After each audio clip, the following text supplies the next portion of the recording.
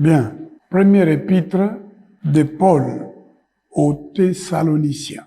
Le chapitre 1er, le verset 9. Car on raconte à notre sujet quel accès nous avons eu auprès de vous et comment vous vous êtes convertis à Dieu en abandonnant les idoles pour servir le Dieu vivant et vrai et pour attendre des cieux son Fils qu'il a ressuscité des morts, Jésus qui nous délivre de la colère à venir. Voilà. Cette lettre date de l'an 51 après Jésus-Christ. Donc c'est une très ancienne lettre. C'est parmi les premiers écrits, peut-être même le premier écrit de l'apôtre Paul. Alors quand vous lisez les Actes des Apôtres au chapitre 17, vous allez découvrir ce qui s'est passé à Thessalonique. Quand l'apôtre Paul, lors de son deuxième voyage, arrive en Europe et Dieu le pousse à aller à Macédoine. Dans un songe, quelqu'un lui dit « passe à Macédoine ». L'apôtre Paul arrive donc à Thessalonique et là-bas, regardez le chapitre 17 des Actes des Apôtres, il entra, selon sa coutume, pendant 3 sabbats, il discuta avec les Juifs qui avaient une synagogue à Thessalonique.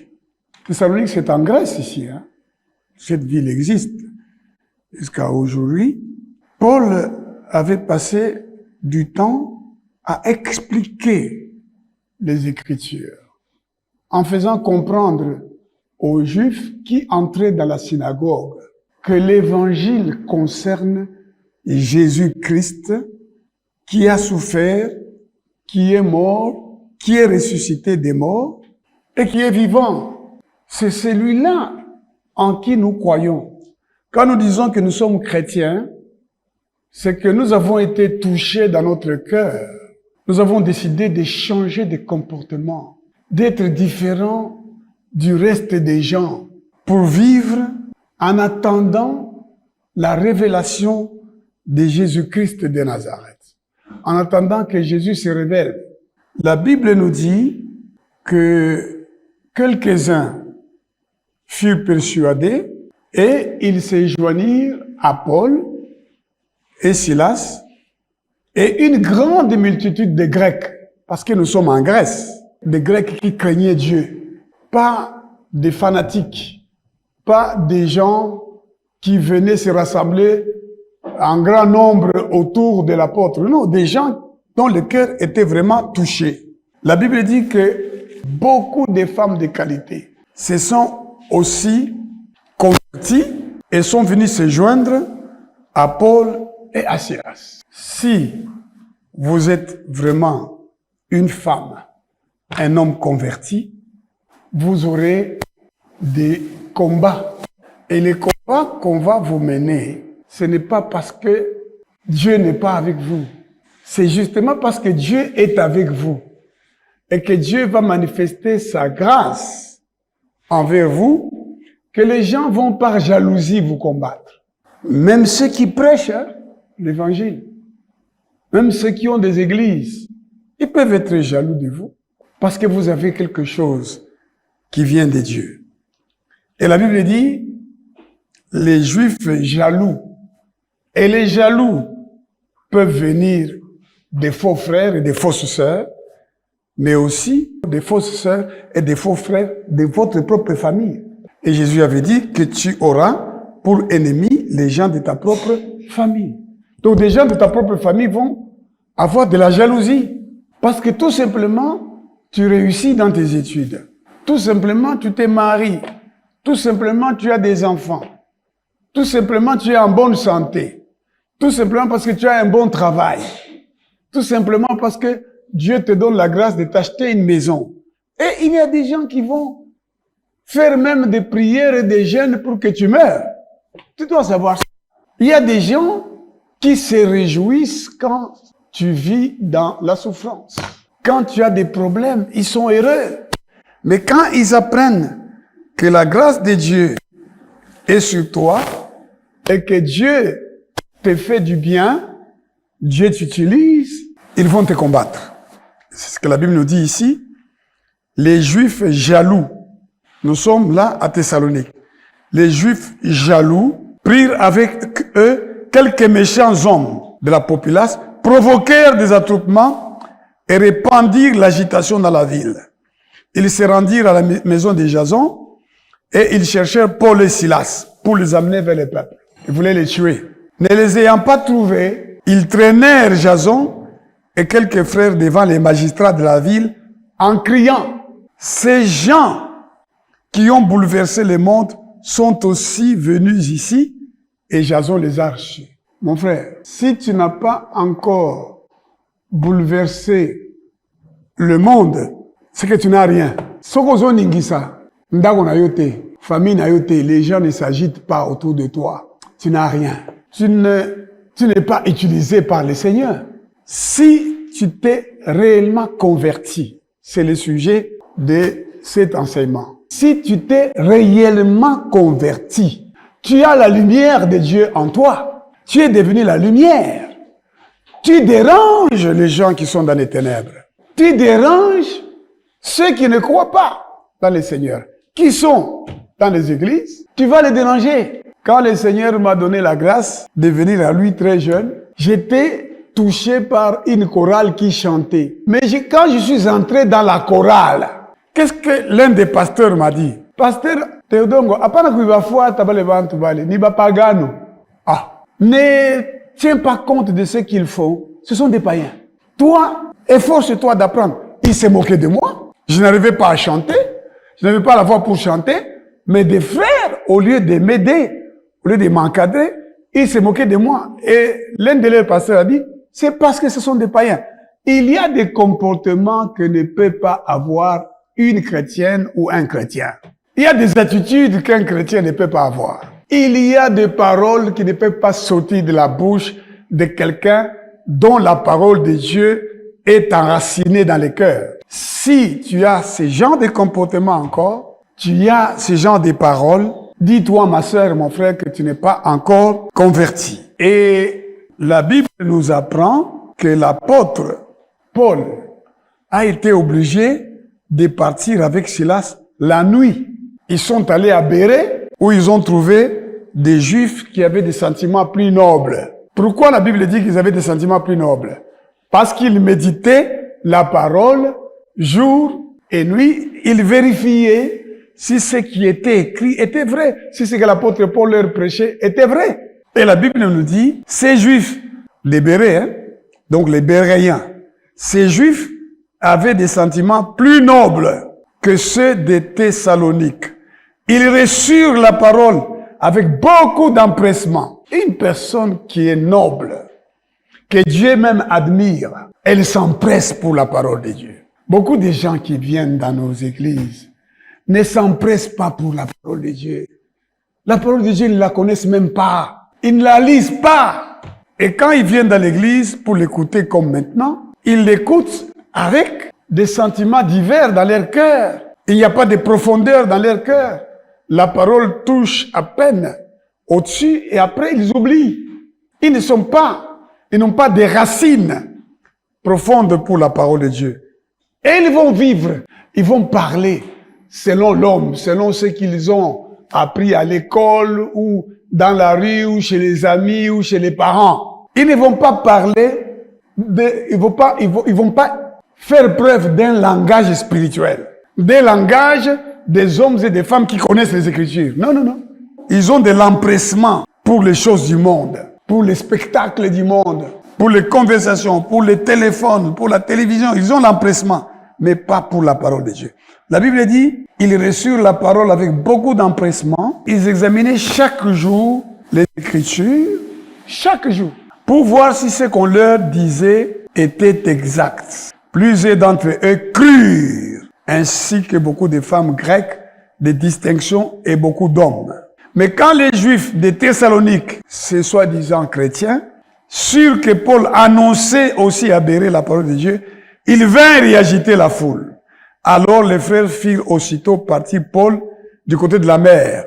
Silas et Timothée restèrent à Bérée. C'est ainsi que l'apôtre Paul va envoyer Timothée à Thessalonique pour aller voir quel était le niveau de foi des Thessaloniciens.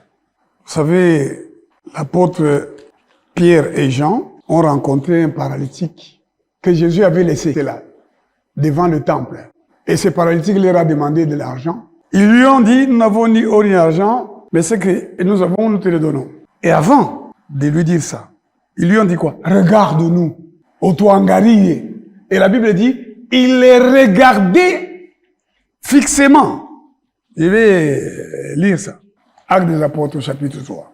Pierre et Jean montaient ensemble au temple à l'heure de la prière. C'était la 9e heure. Il y avait un homme boiteux de naissance, qu'on portait et qu'on plaçait tout le jour à la porte du temple appelé la Belle, pour qu'il demande l'aumône à ceux qui entraient dans les temples. Cet homme, voyant Pierre et Jean, qui allaient y entrer, leur demanda l'aumône. Pierre, de même que Jean, fixa les yeux sur lui et dit, quoi? Regarde-nous! C'est quel esprit que toi tu as d'être dans l'église, au lieu de regarder le prédicateur, tu regardes tes souliers. Ou tu regardes à gauche et à droite. C'est quel esprit que tu as? Regarde le prédicateur et sois attentif. Et Pierre, de même que Jean, fixa les yeux sur lui et dit, regarde-nous. Verset 5. Et il les regardait attentivement, s'attendant à recevoir de quelque chose. Alors, allons dans Actes des Apôtres, au chapitre 14. Nous étions au chapitre 3. Maintenant, allons au chapitre 14. Je lis les versets 8 et 9. À Lystre se tenait assis un homme impotent des pieds, boiteux de naissance, et qui n'avait jamais marché. Il écoutait parler Paul. Et Paul, fixant les regards sur lui, voyant qu'il avait la foi pour être guéri, dit d'une voix forte, « Lève-toi, doigt sur tes pieds », et il se leva d'un bond et marcha. Donc Paul est en train de prêcher l'évangile. Les gens font quoi? Ils l'écoutent. Et il remarque parmi les gens qui l'écoutent, quelqu'un qui le regarde. Et lui aussi, il regarde, il voit sur le visage de la personne que cette personne a la foi. Et lui dit, lève-toi. Boiteux de naissance. Et le boiteux se lève et marche. Donc, quand vous écoutez la parole de Dieu, sachez que Dieu confirme toujours sa parole. Dieu est dans sa parole. C'est pourquoi même les païens peuvent prêcher la parole de Dieu et les gens sont touchés. C'est comme ça que l'apôtre Paul dira, dans sa lettre aux Philippiens, au chapitre 1, il dit, il y en a qui prêchent la parole pour des motifs impurs, pour me créer des problèmes. Mais malgré ça, l'évangile est prêché. Donc, même les gens impudiques peuvent prêcher l'évangile. Des fausses personnes peuvent prêcher l'évangile puissamment, peuvent chanter, mais ce sont des païens qui n'entreront pas au ciel, qui ne verront pas Dieu. Et vous les reconnaîtrez à quoi? À leurs fruits. Vous les reconnaîtrez à leur comportement. L'apôtre Paul envoie Timothée visiter les Thessaloniciens. Et quand l'apôtre entend le rapport de Timothée, comment ces gens aimaient Dieu, comment ces gens avaient la foi, et comment ils respectaient l'apôtre. Alors que Paul n'avait prêché que peu de temps aux Thessaloniciens, à peu près un mois. Et l'apôtre va écrire une lettre très profonde aux gens qui se sont à peine convertis. Parce qu'ils sont réellement convertis, ils peuvent donc être enseignés et recevoir la nourriture solide et la comprendre. Souvenez-vous, je vous ai prêché dimanche passé des Corinthiens. L'apôtre Paul disait quoi? Je ne peux pas vous enseigner les choses profondes. Je vous ai parlé comme à des enfants. Ce n'est pas possible que je vous parle des choses spirituelles. Parce que vous devenez pire au lieu de devenir meilleur. Vous êtes mauvais et vous devenez de plus en plus mauvais. Et vous ne comprenez pas les Écritures. Vous êtes des êtres naturels. Vous n'êtes pas des êtres spirituels. Mais aux Thessaloniciens, qui venaient à peine de recevoir l'évangile, l'apôtre Paul leur écrit. Il dit, Paul, Sylvain et Timothée, à l'église des Thessaloniciens, qui est en Dieu le Père. Vous savez, Jude aussi a écrit, il dit, vous êtes aimés en Dieu le Père et gardés pour Jésus. Qu'est-ce qui fait la joie dans ta vie? Les habits? L'argent? Les biens? Alors tu es encore un païen. Ce qui devait faire la joie dans ta vie, c'est de savoir que tu es en Dieu le Père et que tu es caché et gardé pour Jésus de Nazareth. Et les Thessaloniciens, débordés de joie au milieu des souffrances, ils savaient en qui ils avaient cru. Il dit, à l'église des Thessaloniciens, qui est en Dieu le Père et en Jésus-Christ le Seigneur, que la grâce et la paix vous soient données.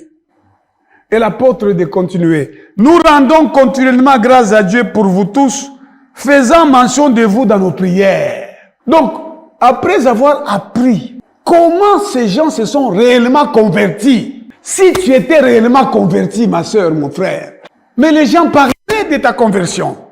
Les gens raconteraient. Les gens diraient, comme un homme est venu un jour ici à l'église de la Gombe il y a longtemps, il dit, ça fait longtemps que ma femme vient ici, moi je ne venais pas. Mais depuis quelque temps, ça je dis pasteur, j'ai vu que ma femme a changé. Alors j'ai dit, je vais aussi dans cette église-là, qui a pu changer cette femme-là. Donc cette femme-là, par sa conduite, a gagné son mari parce que c'est la parole de Dieu. C'est l'accomplissement des Écritures. Que la femme gagne son mari sans parole par sa conduite. Mais quand ta conduite, toi femme, n'est pas celle d'un esprit doux et paisible, qui est d'un grand prix devant Dieu. Ça c'est 1 Pierre chapitre 3. Une femme doit être d'un esprit doux et paisible. Et c'est ça qui est d'un grand prix devant Dieu. Elle ne sait pas ni de tresses, ni d'or, ni de perles. Ainsi séparaient autrefois les saintes femmes qui espéraient en Dieu et se soumettaient à leur mari. Comme Sarah, qui appelait son mari Seigneur et dont vous êtes devenus les filles. Il faut que les gens disent que toi tu es converti. Là où tu travailles, il faut que les gens disent que cette personne ici n'est plus la même. Là où tu travailles. Il faut que les gens parlent. Il faut que les gens parlent. Même ceux qui te haïssent, même ceux qui te combattent, ils vont reconnaître que tu es réellement converti. Nous rendons continuellement grâce à Dieu pour vous tous, faisant mention de vous dans nos prières, nous rappelant sans cesse l'œuvre de votre foi. Mes frères et sœurs, qui vous a dit que vous êtes convertis réellement, vous? Qui vous fait croire que vous êtes convertis? Vous allez aller en enfer. Hein? Vous allez mourir, vous allez en enfer. Parce que celui qui est réellement converti, il a une œuvre. Il a, je vais le dire, absolument.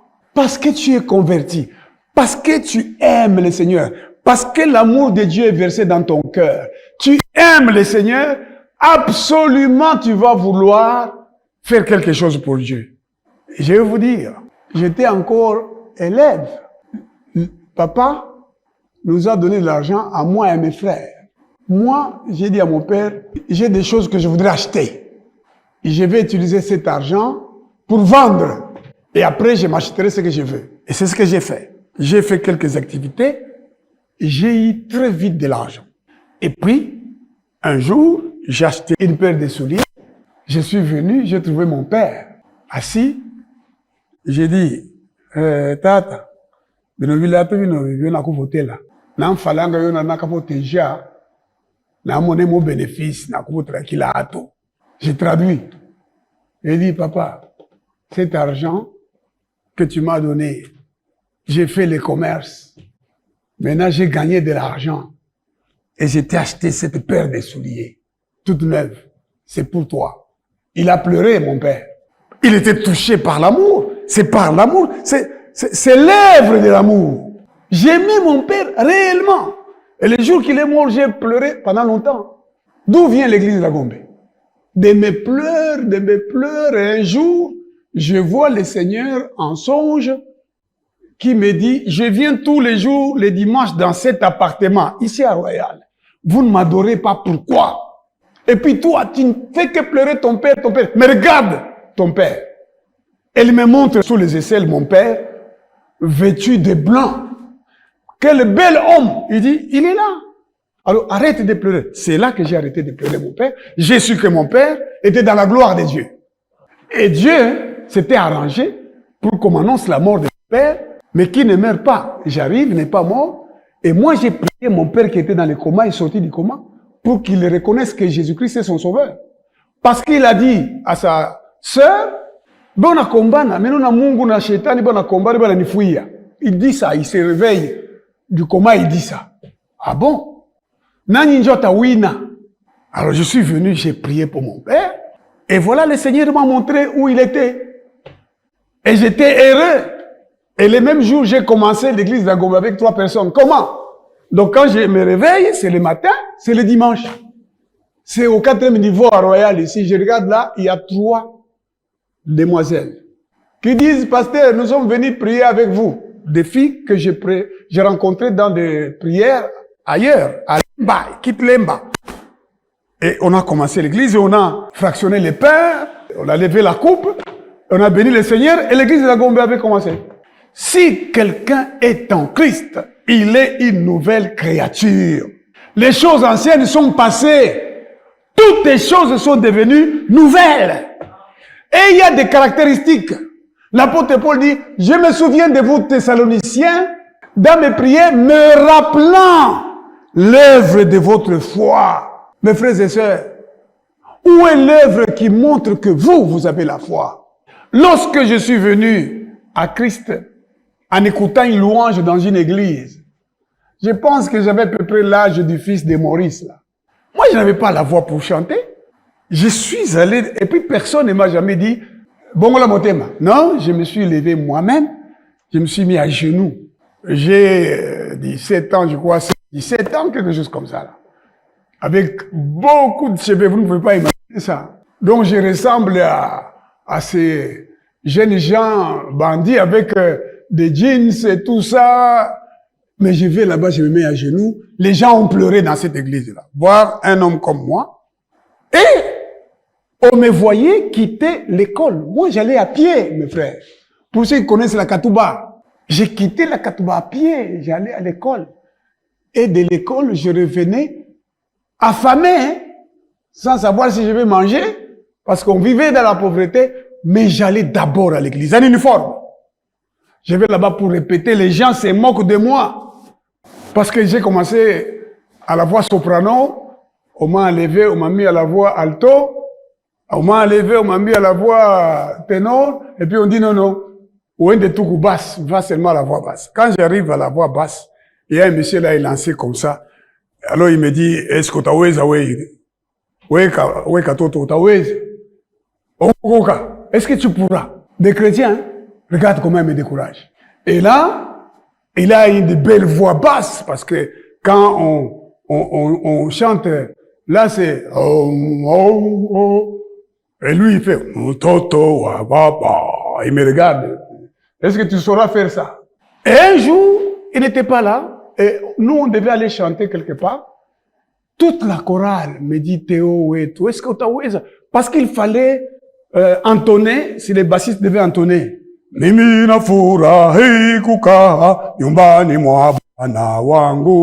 fallait dire ça.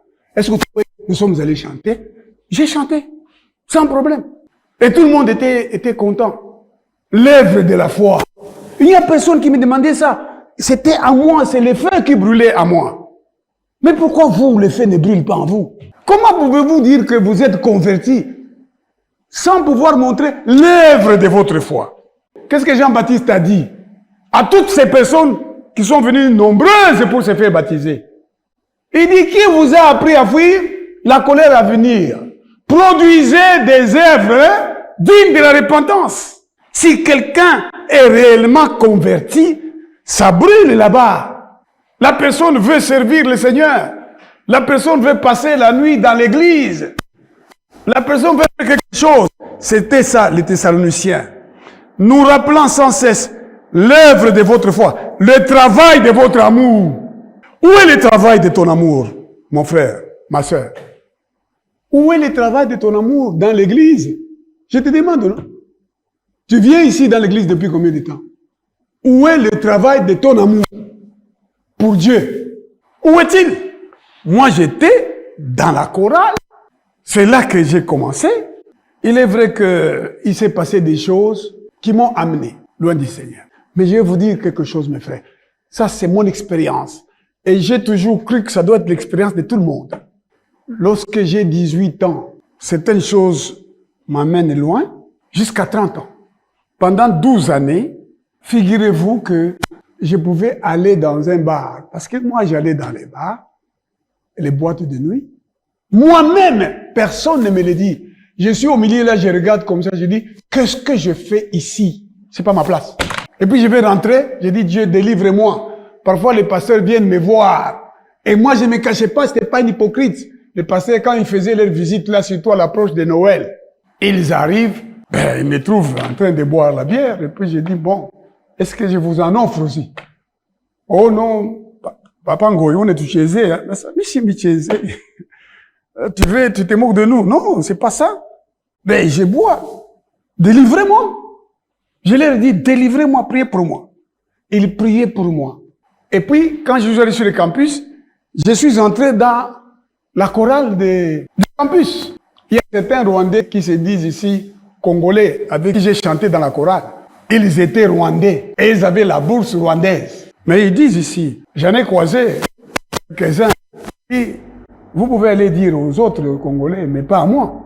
Vous êtes des Rwandais et vous m'appeliez beau-frère. Parce que dans le monde là, je vivais une certaine... Alors je me souviens, même dans cette chorale-là, on chantait « Namono kilola efungwama naebele yaba petri na lola bayembaki na bange nanza ambe nadilamba ya pe ndepe ». Ça c'est la base que j'ai chanté. Et j'étais heureux. Et parfois les amis me disaient « Mais Théo, où est-ce qu'on est ?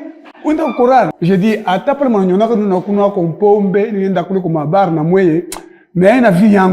je leur disais ça. Et même quand vous me voyez venir boire avec vous, ça c'est pas ma vie. Un jour, un jour je cesserai ça.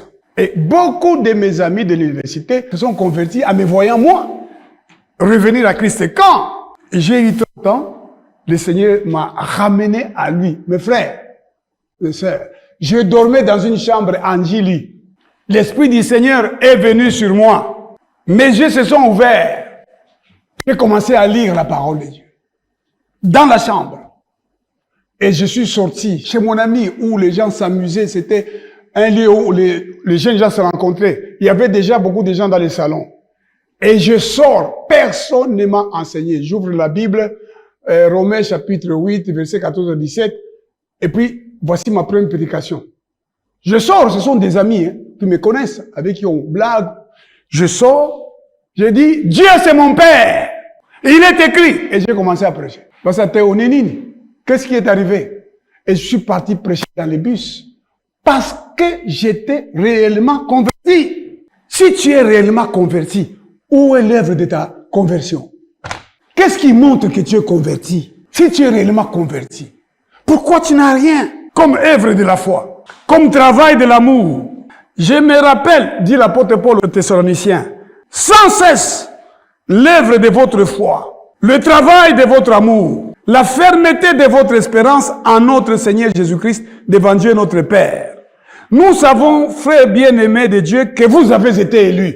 Et l'apôtre leur dit ça. Nous savons, Toyebi, vous êtes choisis par Dieu. Il faut que ton mari, ta femme, te disent, toi tu es un élu de Dieu. Il faut que les gens te disent, papa, toi tu es un élu de Dieu. Par quoi? En voyant votre foi. C'est pas tout. Notre évangile ne vous a pas été prêché en parole seulement, mais avec puissance, avec l'Esprit Saint et avec une pleine persuasion, car vous n'ignorez pas que nous nous sommes montrés ainsi parmi vous à cause de vous. Et vous-même, vous avez été mes imitateurs. Et c'est du Seigneur. Une personne réellement convertie devient une personne qui imite Dieu. Éphésiens chapitre 5 dit, soyez imitateurs de Dieu. Nous, on n'est pas imitateurs des musiciens du monde qui se disent musiciens chrétiens. Et ils sont nombreux. Ils vendent le don, la grâce. Parce que le chrétien, il chante sous l'inspiration de la grâce. Maintenant, on prend ce don de grâce, on va en faire un sujet de gloire. On fait des concerts que l'un de ces musiciens interdisait au nom de la parole de Dieu en disant « Oui, c'est écrit, faites des concerts. » Et il avait raison. On fait des concerts, on organise même des concours du meilleur, on dit talent. Mais c'est Dieu qui inspire quelqu'un pour chanter. Moi, avec ma voix, là, il m'est arrivé à un groupe de prière angélique, plein de monde. J'arrive, je chante d'abord dans une langue qui n'est pas la mienne, une chanson dont je ne connaissais que quelques mots, mais je l'ai chantée du début à la fin. Et puis, les gens pouvaient dire ça c'était Moulouba, du Kasaï. Moi, je suis Moulouba du Katanga. J'ai chanté ça, les gens pleuraient, mes frères et sœurs. Et j'ai vu un habit blanc tomber sur moi. Mes papiers sur lesquels j'avais écrit la prédication se sont dispersés.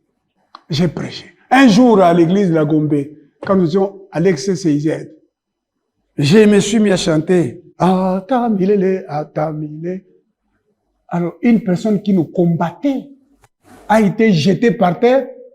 Mes frères, moi, si moulaï, kitoko, mais elle tombe par terre, là, derrière, mais en moins de 30 secondes, elle est déjà devant, en train de se rouler comme un serpent. Comme ça. Comme un serpent. Comme ça. Tous ceux qui étaient à l'église, ce jour-là, ont vu cette scène. L'ont vécu. Mais j'ai chanté, je ne prêchais pas. Donc, c'est pas un problème de avoir un don, un talent. C'est quand l'Esprit de Dieu te remplit. Parce que l'Esprit va agir en toi. C'est l'Esprit de Dieu. L'Esprit de notre Père qui parle à travers nous, qui chante. Si tu te laisses animer par le Saint-Esprit, tu vas trouver du plaisir à chanter les chansons fondées dans la Bible. Mais si tu es inspiré par l'Esprit du monde, tu vas trouver du plaisir à écouter les chansons dites de Dieu, mais qui n'ont rien à voir avec Dieu, et des chansons dites du monde. Tu vas mélanger les deux. C'est comme ça que les mariages de soi-disant chrétiens d'aujourd'hui, on fait les mélanges. On fait toutes sortes de mélanges. Vous verrez dans l'église des gens entrer avec les demoiselles et les messieurs d'honneur. Vous les savez, non? Aujourd'hui. On saute dans l'église. On saute. Et on chante toutes sortes de chansons. Voilà comment on dansera quand on sera au ciel. Qui vous a dit que c'est comme ça qu'on dansera quand on sera au ciel? Hein? J'ai vu hier des filles. Hein? Loquet, toi? Et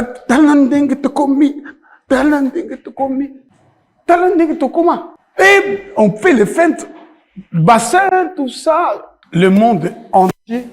Ce que nous avons quitté, ce que nous avons condamné, nous commençons à l'approuver dans l'église. Pourquoi? Parce que l'église est remplie de personnes qui ne sont pas réellement converties. C'est pas parce qu'une personne vient dans l'église tous les dimanches ou même tous les jours, ce qui serait bien déjà si vous pouvez venir dans votre église tous les jours. Il y a un pasteur qui dit, voilà, les gens passent le temps à prier au lieu d'aller travailler. Moi, j'ai envie de lui parler de moi. Moi, je travaille.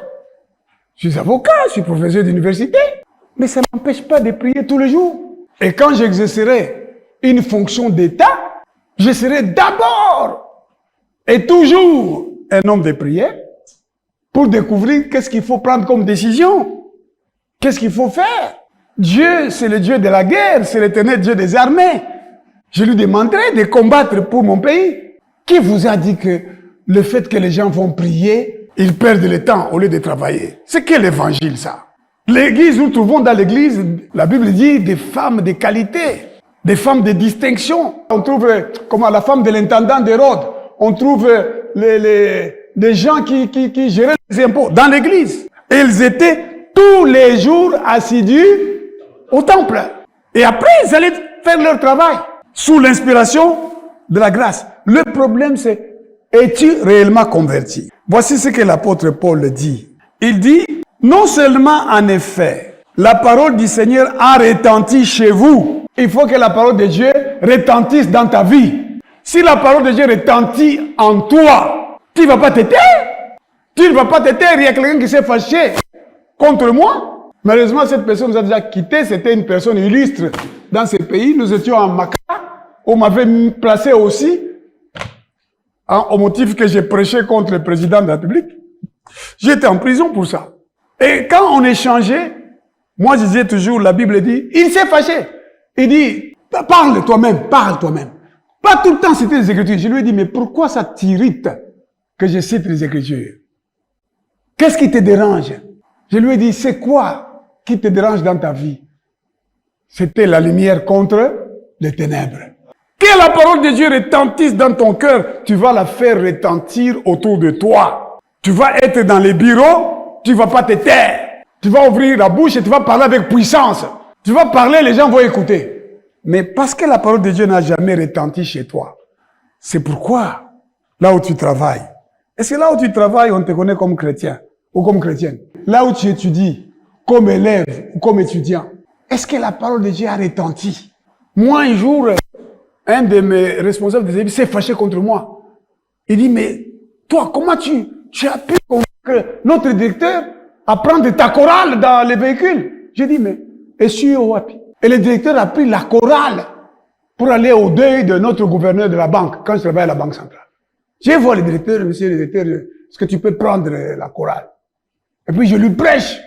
Lui me dit qu'il est dans les sciences chrétiennes. Je lui dis, non, tu vas aller en enfer, monsieur le directeur. Et un jour, on m'appelle pour prêcher à l'enterrement. Moi, je ne savais pas. À l'enterrement d'une dame proche d'un de nos responsables à la banque, ici, au cimetière de la Gombe.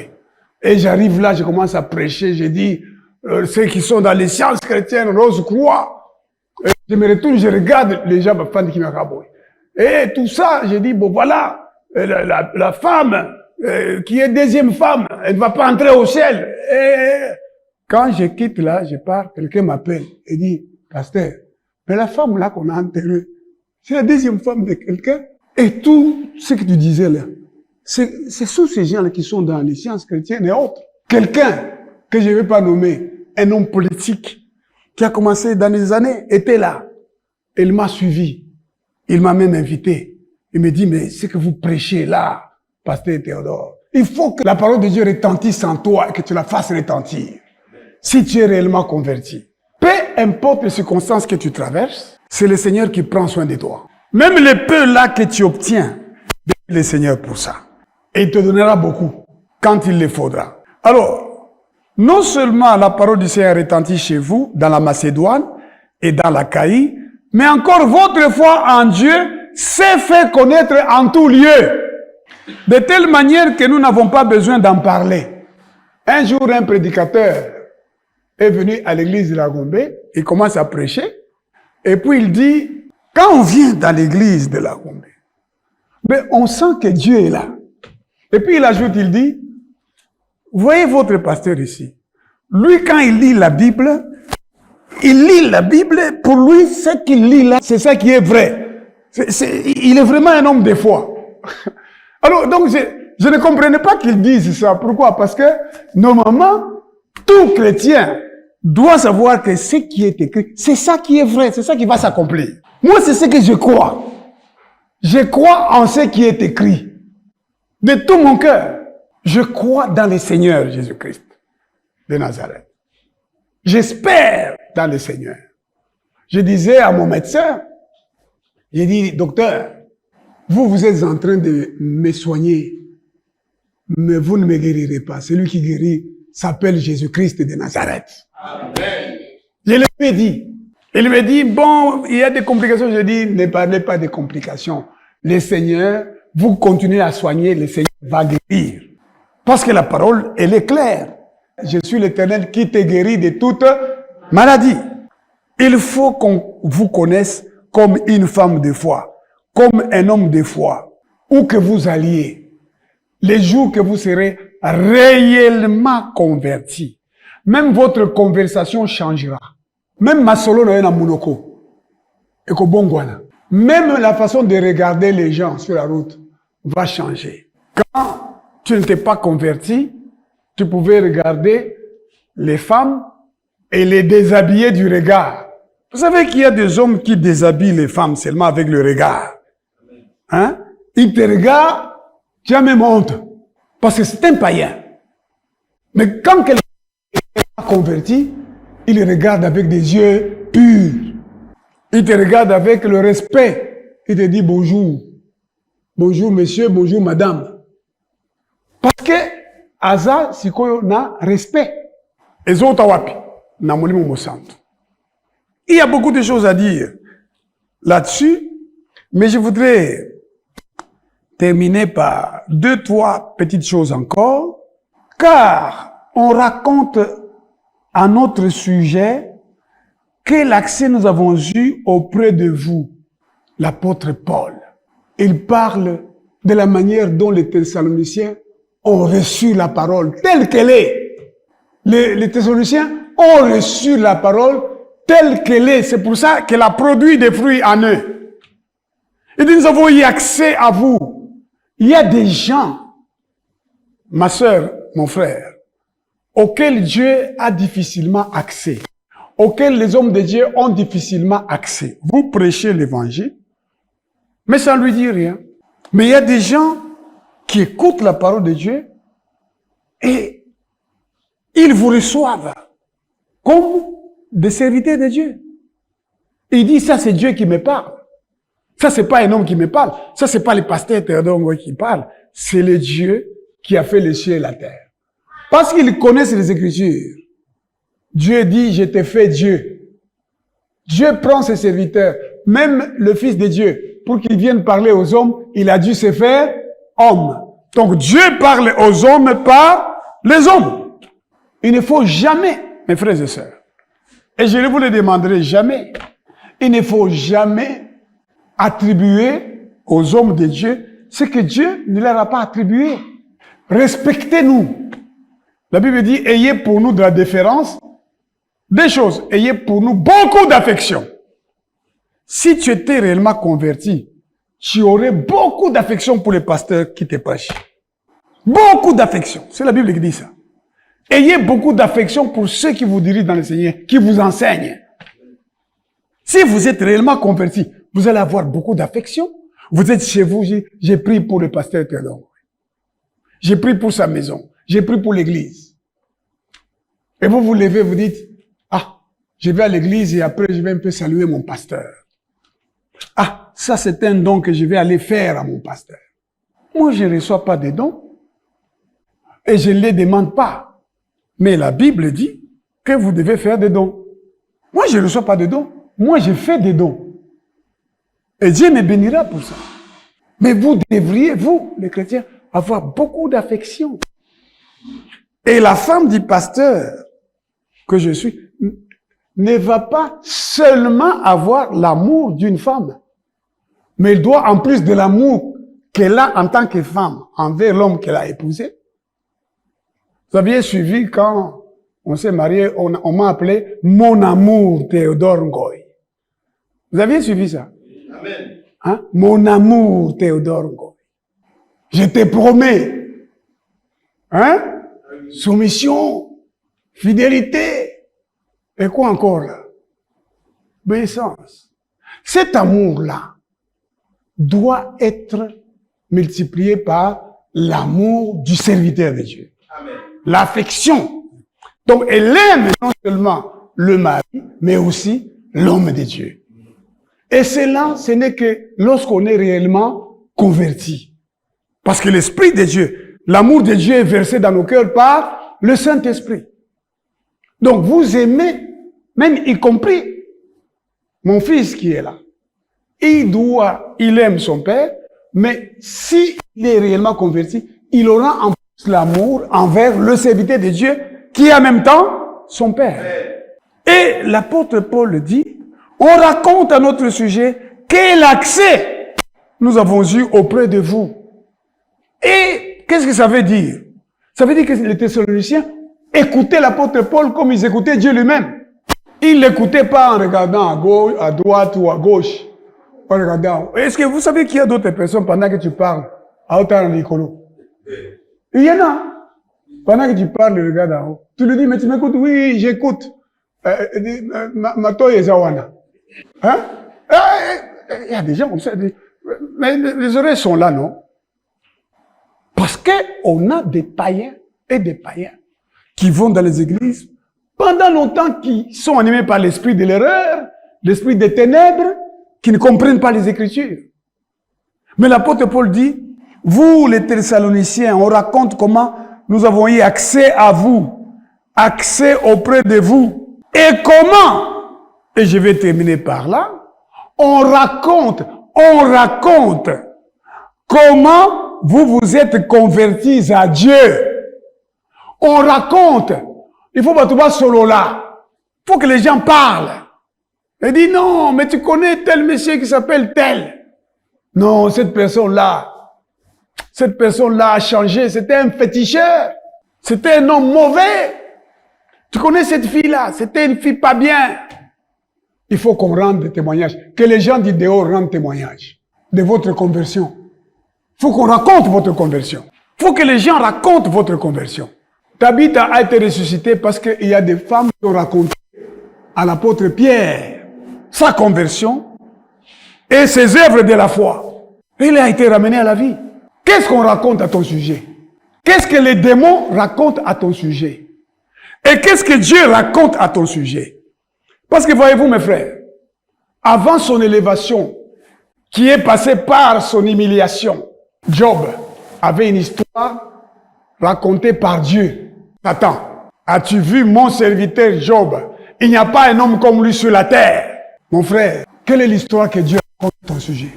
Dieu au ciel, il dit quoi? Qu'est-ce qu'il dit? Qu'est-ce qu'on dit de toi au ciel? Et les démons eux-mêmes, qu'est-ce qu'ils disent? Vous savez qu'il y a des gens qui ont voulu chasser des démons en disant, nous vous chassons au nom de Jésus que Paul prêche. Les démons ont répondu, nous savons qui est Paul, mais vous qui êtes-vous? Même les démons racontent votre histoire. Des démons parfois s'asseyent comme ça et disent, les démons, ils disent, c'est là. Elle est à nous, c'est une pute extraordinaire. Il y a des démons qui disent, la femme là, elle est à nous. Attends, nous allons montrer, elle est à nous. Ils viennent simplement te provoquer. Les démons, tu ouvres ta bouche, tu commences à parler. On dit, regardez, elle est à nous. Qu'est-ce que les démons racontent à ton sujet? Et qu'est-ce que Dieu raconte à ton sujet? Est-ce que Dieu peut dire à Satan aujourd'hui, as-tu vu ce jeune homme-là, cette jeune femme-là, cette maman-là? L'as-tu vu? Est-ce que tu vois comment cette personne me sert son travail de l'amour? Tu as vu ça? L'œuvre de la foi, tu as vu cette femme-là? Elle est là dans l'église. Tout le monde n'est pas là, mais elle est là pour son œuvre. Elle est là en train de prier. Elle ne se préoccupe pas de qui est là et qui n'est pas là. La voilà en train de prier. Il faut qu'on élève cette femme-là. Et demain, le Seigneur t'accorde ce qu'il n'accorde pas d'autres femmes. C'est ça le problème que vous ne comprenez pas. Puissiez-vous comprendre. Et l'apôtre Paul dit, on raconte comment vous vous êtes convertis à Dieu en abandonnant les idoles pour servir le Dieu vivant et vrai et pour attendre des cieux son Fils qu'il a ressuscité des morts, Jésus qui nous délivre de la colère à venir. Donc les Thessaloniciens maintenant, quand ils regardaient au ciel, c'est Jésus-Christ revient. Jésus revient. Toi, tu nous délivres de la colère à venir. Et tout le monde savait que cette Thessalonicienne-là s'est convertie. Cet Thessaloniciens-là s'est converti. Cette famille-là, les Thessaloniciens, ce sont des gens convertis. Les gens racontent l'histoire. Est-ce que vous savez que tous les jours ici, on parle même des familles, non? Est-ce qu'il y a une famille ou une? Balangwa kandenge moko. Vous l'avez jamais entendu ça? Cette maison-là, famille à Bonpara et Bandumba. Abe Baba Owak. Il y a des familles dont on parle. Cette famille-là, on n'épouse pas les filles. Et si on les épouse et ne les met pas au monde, ou si on les épouse, le mariage ne tarde pas. Il y a des gens dont on parle comme ça là. Dans cette maison, tu entres. Je connais une maison qu'on appelait Sodome. Et les gens qui habitaient dans cette maison, certains sont ici. Et même ils appelaient cette maison-là Sodome. Et on racontait cette histoire de Sodome. Moi-même, je suis allé là-bas prêcher pour l'enterrement d'un enfant qui était mort. Je suis allé avec des frères. À un moment donné, des filles sont sorties pour venir s'asseoir auprès du cercueil. Mais une maman est venue pour lui dire, mais vous, allez, levez-vous. Parce que ces filles sont, comme si elles s'étaient entendues, sont venues s'asseoir là, des jupes courtes, on voyait ce qui devait être caché. Comble du caractère sodomique du lieu. Une fille qui devait avoir 12 ans, mais très élancée, descend de l'étage, tranquillement. Elle descend de l'étage, comme si elle défiait quelqu'un. Elle descend, elle prend un pot, elle prend sa longue robe, elle monte tranquillement. Elle n'a pas d'habit, et elle s'assoit. J'ai simplement dit aux frères là, ne regardez pas, détournons nos regards, et puis allons nous asseoir dans ce sens-là. Et les gens de cet endroit disaient, ah, Wana, le pangouan, et ça, cette parcelle, c'est Sodome et Gomorrhe. Quelle est l'histoire qu'on raconte au sujet de ta famille? Quelle est l'histoire? Il faut qu'il y ait une histoire que Dieu raconte au sujet de ta famille. La famille de Stéphanas. C'est l'apôtre Paul qui écrit. Voilà des gens qu'il faut honorer. La famille de Stéphanas. Qu'on raconte aussi l'histoire de ta famille. La famille de cette femme-là. La famille de cet homme-là. On aime Dieu. Les gens s'enivraient. Nous avons un frère ici qui s'enivrait. Il est ici. Il s'enivrait. Il pouvait frapper les policiers. Il ne sait même pas comment on pouvait tirer sur lui, il ne mourait pas. La première fois que je l'ai rencontré, il me regardait comme ça là. J'ai dit, mais pourquoi toi tu n'es pas là, on cherche ton enfant? Et il m'a grondé. Je pourrais lui demander de passer ici pour rendre témoignage. Plusieurs personnes de sa famille sont venues ici, n'est-ce pas? Ils sont venus ici, une vingtaine de gens. Les gens l'ont suivi parce qu'ils ont dit, mais oh, tout le monde a été. Il ne boit plus. Il dit, je ne bois plus. C'est terminé. Voilà l'histoire. Il faut qu'on raconte ton histoire. Il faut qu'on raconte, c'est une bénédiction. Il ne faut pas qu'on dise, non, mais il était pasteur, il fut pasteur à Ouélé. Mais maintenant, il n'est plus pasteur. Non, non, non, ça c'est pas une bonne histoire, ça. Ouais, il y a quelqu'un dont on m'a parlé, il dit, tu ne sais pas qu'il était pasteur. Je dis, non, il fut pasteur dans les villages Ouélé. Ah bon? Il ne faut pas que les gens s'étonnent, en disant, ah, mais cette sœur que tu vois là, à la banque là, mais c'est une sœur de l'église de la Gombe. C'est là, c'est une sœur qui prie à l'église de la Gombe. Avec des tresses là sur la tête. À l'église de la Gombe, on enseigne que les femmes, tout ça dit, elle est de l'église de la Gombe. Et les gens s'étonnent, ils disent, il faut que les gens racontent ton histoire. Amen. N'est-ce pas? Amen. Et la manière dont on raconte ton histoire au ciel va déterminer ce qui va t'arriver. Des biens ou des mal. Amen. Ma prière, c'est que l'on puisse raconter, ah! Cette fille-là s'est convertie. Elle a cessé. Il m'est déjà arrivé de rencontrer une fille, mes frères, qui s'habillait d'une certaine manière. Elle s'est habillement sexy. Elle trouvait ça bien. Mais lorsque la parole de Dieu l'a touchée, elle a pleuré. Et puis maintenant, vous retrouvez la même personne, vous ne la reconnaissez plus. J'ai dit, c'est toi? Elle dit, oui, c'est moi, pasteur. J'étais aveugle. Et j'ai contesté tout le temps. Je ne savais pas ce que je faisais. Elle dit, j'ai enlevé ces habits, je les ai brûlés en pleurant. Maintenant, j'ai compris. Et l'apôtre Paul dit ici, on raconte comment vous vous êtes convertis à Dieu en abandonnant les idoles pour servir les dieux vivants et vrais. Amen. Toi aussi, il faut qu'on raconte que tu as abandonné telle chose et telle chose, telle chose. Tu as abandonné TikTok, où tu passais tout ton temps. Tu as abandonné Facebook. Tu as abandonné Baïba ou je ne sais pas quoi.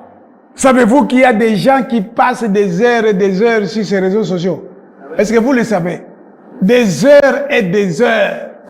Ils sont là. Ils vont même tomber de sommeil avec idole. Même sur le livre, le trouver avec son téléphone.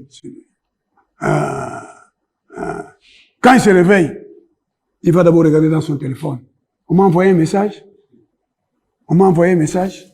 Il faut qu'on raconte comment tu as été converti et que tu as abandonné les idoles.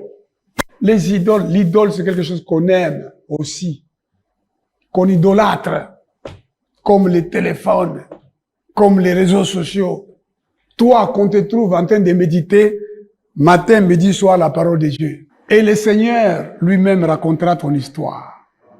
Et il dira, c'est pour rien que tu m'as excité, Satan, à faire tout ce mal à Job.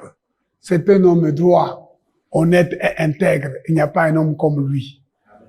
Vous voyez, Mardochée, avant qu'il ne soit élevé, le roi a dit, qu'est-ce qu'on a déjà fait pour cet homme-là? Et il appelle Aman. Que faut-il faire pour un homme que le roi veut élever? Aman croit que c'est lui.